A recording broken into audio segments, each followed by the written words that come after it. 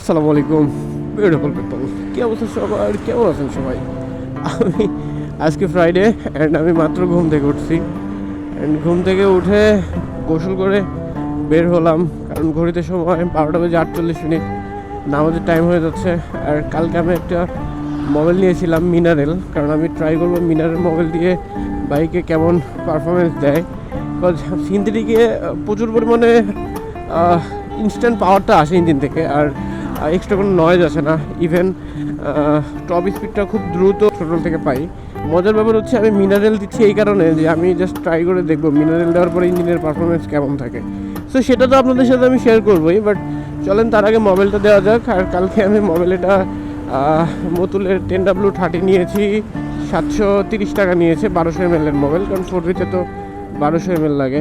এই স্ট্যান্ডটা ফালাই হচ্ছে, স্ট্যান্ড আমার সাথে এরকম একদিন হয়েছিল, আমি স্ট্যান্ড ছাড়া টান দিচ্ছি ভাই, হ্যাঁ হালকা একটু গাড়ি এরকম করছি, এইরকম যে বালিটা মারছে। আমি গোসল করে মাথায় হেলমেট পরছি, তো চুল ভেজা, হাঁচি শুরু হয়ে গেছে।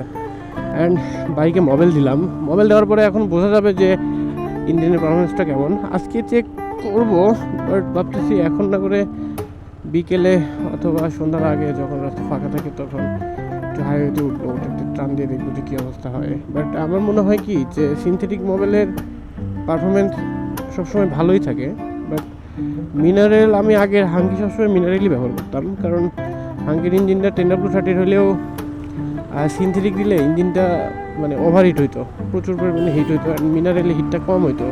সবসময় মাথায় রাখবেন সিনথেটিক মোবাইল একবারে লিকুইডটা হয় এত পরিমাণে পাতলা, আর মিনারেলটা হয় একটু ঘন। আর ঘন মোবাইলটা আপনি 1000 কিলোমিটার চালানোর জন্য ঘন মোবাইল বেস্ট, কারণ ঘন মোবাইল আপনি যখন 1200 ml 4Vতে ঢালবেন তখন 1000 পার হওয়ার পরে দেখবেন যে প্রায় 1250 ml বা 1300 ml বের হয়ে আসছে।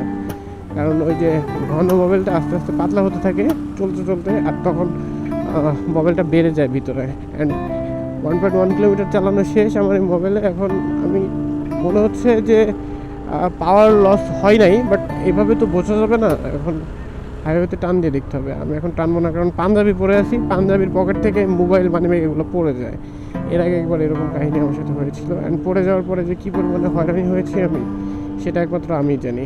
হাঙ্কার 4Vর একটা ডিফারেন্স ভিডিও আপলোড করা দরকার, আপনারা অনেক চাচ্ছেন। ও আরেকটা কথা, আপনারা যারা আমাকে বারবার ফেসবুকে, টিকটকে অ্যান্ড ইউটিউবে কমেন্ট করতেছেন যে ভাই আপনার চাবি কোথায়, আপনার চাবি কোথায়, আমার রিমোট আছে তো আমি চাবি একটা খুব একটা ব্যবহার করি না, কারণ ওই রিমোটে ইঞ্জিন অফ করে দিলে পুরো সেট আপটা আলাদা হয়ে যায় অ্যান্ড অফ হয়ে যায় সব কিছু। এই কারণে আমি রিমোটটাই বেশি ব্যবহার করি, অ্যান্ড রিমোট সেফ। রিমোট দিয়ে অফ করলে জিপিএসটা সবসময় চালু থাকে, অ্যান্ড গাড়ি হারানোর, গাড়ি তো এখন প্রচুর পরিমাণে হারাচ্ছে। আমার পাশের ফ্ল্যাট থেকে গতকালকে 11টা একটা বাইক চুরি হয়েছে।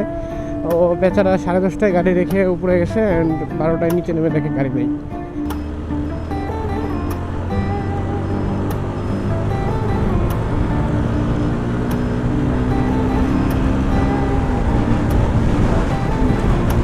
না পাওয়ার মনে হচ্ছে না কমছে।